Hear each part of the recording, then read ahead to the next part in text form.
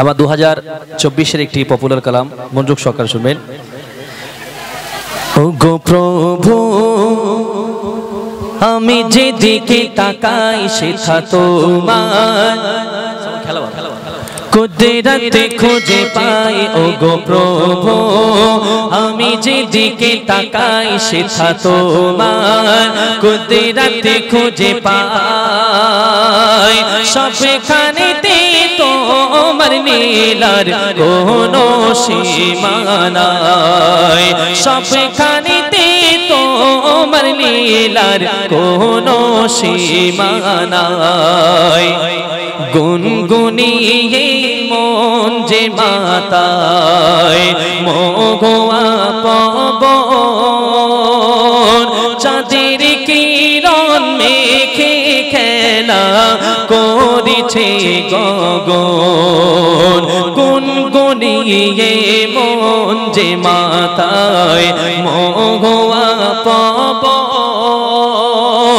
চাঁদের কিরণ মেখে খেলা করিছে গগন। শূন্য ভাসি মেঘের মেলা প্রভু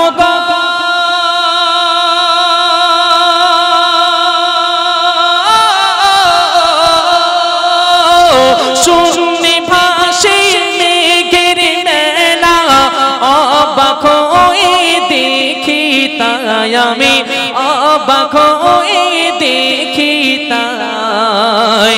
সবখানেতে তোমার লীলার কোনো সীমা নাই, সবখানেতে তোমার লীলার কোনো সীমা নাই। আঁকা বাঁকা রেখা টেনে গড়েছ নদী করেছে খেলা সারা বেলা মেঘেরা ছবি। আঁকা বাঁকা রেখা টেনে গড়েছ নদী করছে খেলা সারা বেলা মেঘেরা ছবি। সাথে রঙে রাম ধনুকে প্রভু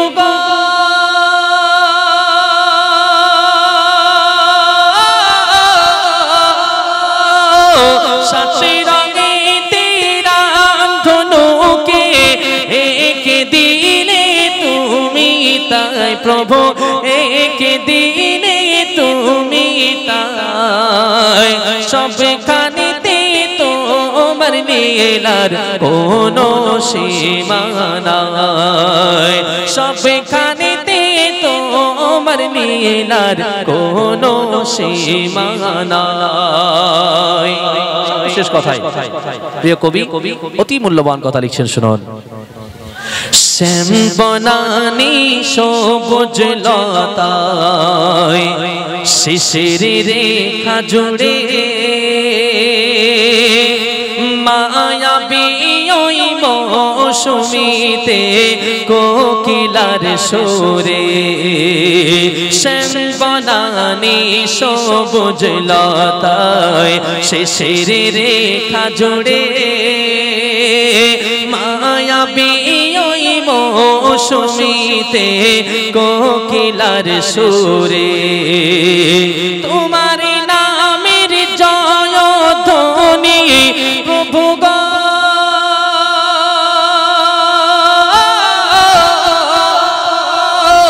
তোমার নামের জয়ধ্বনি সৃষ্টি মাঝে খুঁজে পাই আমি, সৃষ্টি মাঝে খুঁজে পাই। সবখানেতে তোমার লীলার কোনো সীমা নাই, সবখানেতে তোমার লীলার কোনো সীমা নাই। ও গো প্রভু আমি যেদিকে তাকাই সেটা তোমার কুদরত খুঁজে।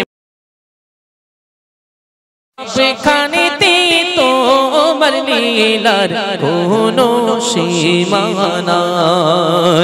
সবখানেতে তোমার লীলার কোনো সীমানা। এখন আপনাদের সম্মুখে জান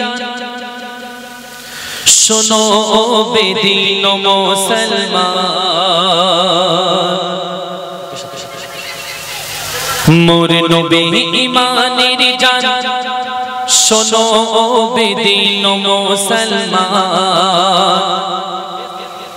তিনি যে সবারই পরিত্রাণ উম্মতের নেবে সঠিক পেহচান, তিনি যে সবারই পরিত্রাণ উম্মতের নেবে সঠিক পেহচান। মোর নবী ঈমানের জান শোনো বেদিন মুসলমান, তিনি যে সবারই পরিত্রাণ উম্মতের নেবে সঠিক পেহচান।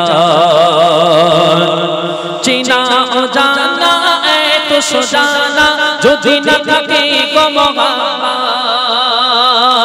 নসিবি তো সোনা কালিমার দানা দিয়ে দাও দিনের দাওয়াত। কেন একের বদলে ৭০ পাবে যতদিন হবে না কিয়ামত।